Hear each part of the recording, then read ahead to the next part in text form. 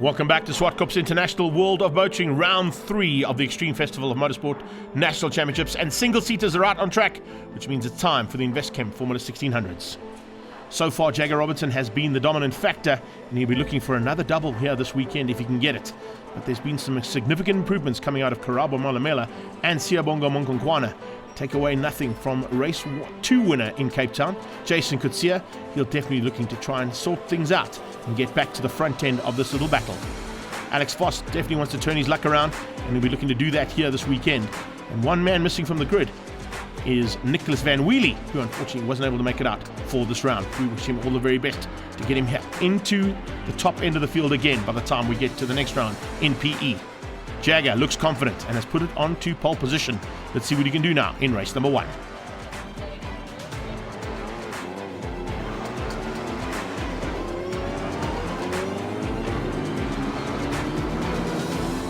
All the top guns are there. Casey Enso-Smith, we didn't really mention him in the start of the show, but he's on the second position of the grid, so he's certainly going to be looking to try and give Jagger Robertson a run for his money. And at Swartkop's second position on the grid on the left-hand side, right-hand side of your shot, is actually not a bad place to start from.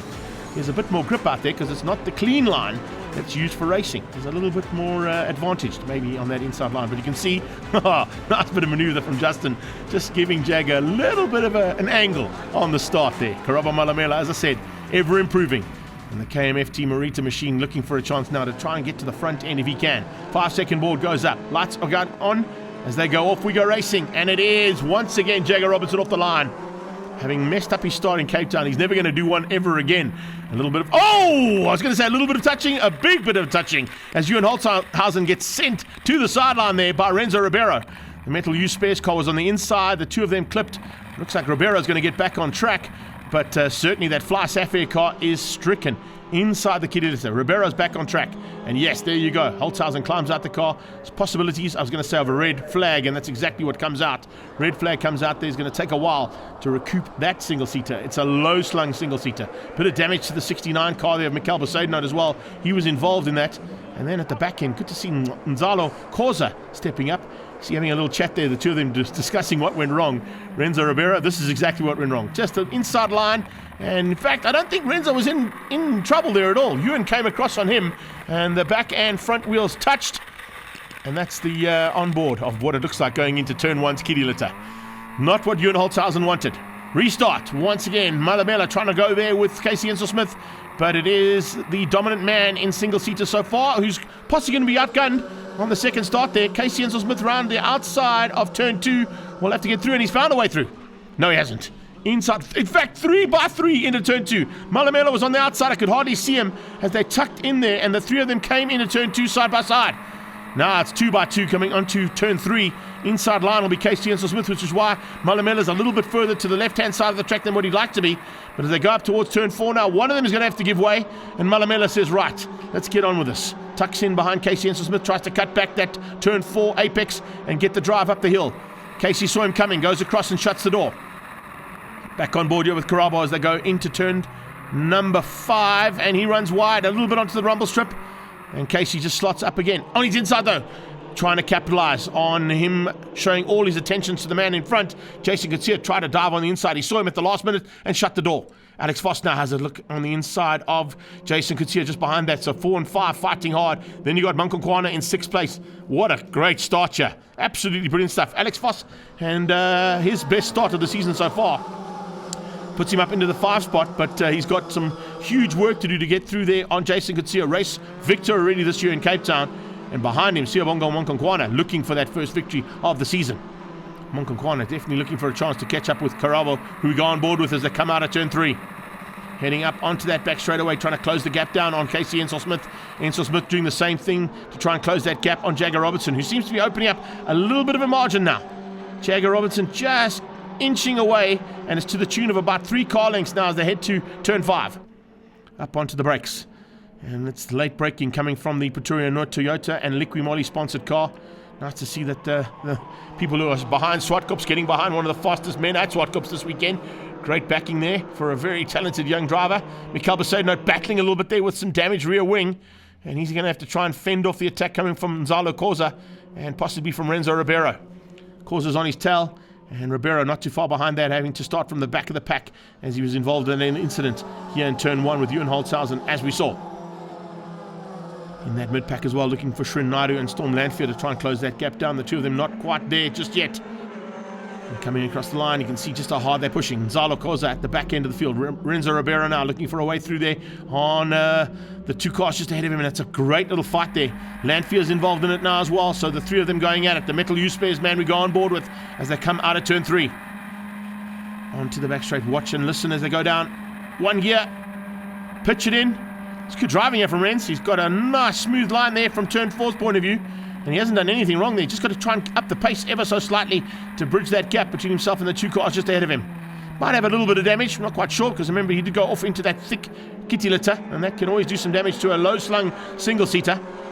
No worries at all at the front end though, because Jagger Robertson, and that was quite a nice shot actually. All 6 cars of the top 6 going through shot, absolutely flat out. So Jagger hangs on. Casey Ensel-Smith is all over the back of him with 1 lap to go.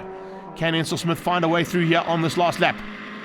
Casey heading up in the Africa heating machine, looking for a chance now to catch that Pretoria Noor Toyota and Liqui Moly sponsored machine of Jagger. Jagger, as I said, was looking for a double victory again, and he started it out to perfection so far with that pole position.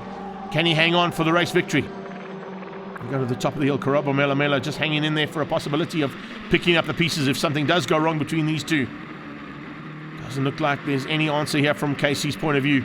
Jagger's got this car dialed into perfection, particularly around this track, and he's going to hang on, by the looks of it, for race 1 victory.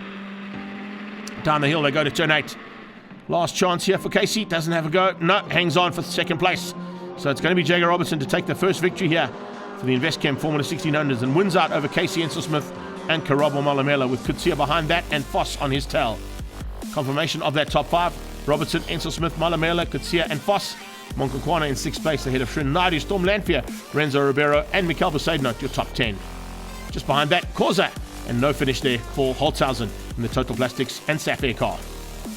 After the race, we caught up with Ewan Holtzhausen after his race 1 incident in turn 1. So yeah, it was the start of race 1. I went through turn 1 in the middle next to Marco and Renzo. And Renzo tapped me on my left rear tyre, causing me to spin, hitting Marco and retire from the race. So yeah, it was an unfortunate accident, but I'll be ready for race 2. I think everyone's going to be ready for race number 2, but it'll be great to have Ewan Holtzhausen back on the grid. There's so much you can do to these cars and so many little things that you can tweak to give them that little bit of an advantage, and that's exactly what they're looking for in the time that they've got between race number 1 and race number 2. Looks like they're happy down at Ewan's team, and Piazza Musso will certainly be the man to watch out for, making sure that that car goes. Great to see a massive crowd out here for the Extreme Festival, and they're certainly being entertained from the rafters and the grandstands, with action on track now with race 2 of the Investchem Formula 1600s. Mikel Besaidnot with a fixed rear wing now, hopefully going to be staying out of trouble into turn number 1. He was just the remnants of that big incident, but certainly had to work hard with the damaged rear wing in race number 1. We've got a green flag at the back. The 5-second board goes up. Lights are about to go on and off. And it is once again Jagger Robertson with a fantastic start. Good start from Mikel Besaidnot as well. Getting off the line very rapidly here in the Huawei car as he comes around the outside, and there's a little bit of touching. Oh, a bit of off track as well. But this time they managed to all stay on track, fortunately. No one ending up in the kitty litter. So it's once again the top 2 and the usual contenders. But Monkokwana is into 3rd. Jagger Robertson needs out of a Casey Ensel-Smith, but Monkokwana up into 3rd place. Mikel Besaidnot looking on his inside line. He's worried about a car on his inside, and it's sneaking through as it comes up on the right. We might get a shot of exactly who that is, but he's certainly watching the entire time, as it is Holtzhausen. He's making his way back into that front end. So the Sapphire car making its way up there nicely, and looks like caught out here not only by Holtzhausen but by the Metal U-Spares car of Renzo Ribeiro. So Mikel Besaidnot loses 2 positions heading up into turn 5 here on lap 1. You saw him looking over his shoulder, actually watching the right-hand side as they came up on that inside line. 3rd place is Monkokwana. 4th place is Foss. 5th place at the moment is Kutsia. Kutsia under pressure big time by the looks of things there from the 27 car. And Storm Lanfear putting some huge pressure on right from the word go there onto his fellow Cape Townian. So Lanfear fighting hard here with Jason Kutsia. Can he find a way through? Storm having a fantastic run here in Formula 1600. Just hasn't bridged the gap into that top 5 just yet for an overall finish. But he's not too far away from it today. Alex Foss maintaining a little bit of a margin over Lanfear and over Jason Kutsia. Back on board with Storm as they come into turn 3. Outside camera here just shows how fast these cars run through turn 3. And you won't get to see the gear change if we stayed on board, but you'll definitely see him pitch it in. He's trying to keep ahead there of Karabo Malamela, who didn't have quite the start he wanted. Certainly great to have that car back in the mix, and as we heard, they've got that car sorted out, and well done to the team for doing that and getting him back on track. But I think Jörn Holzhausen is going to find it difficult to try and get to the front end where he'd like to be. Kutsia running ever so slightly wide. They're using a bit more of the track than what he should be. And the back end stepped out ever so slightly. He caught it. But it's certainly going to give the man behind him a chance and a bit of a sniff there. So can Storm Lanfear capitalise on that? And more importantly, Karabo Malamela.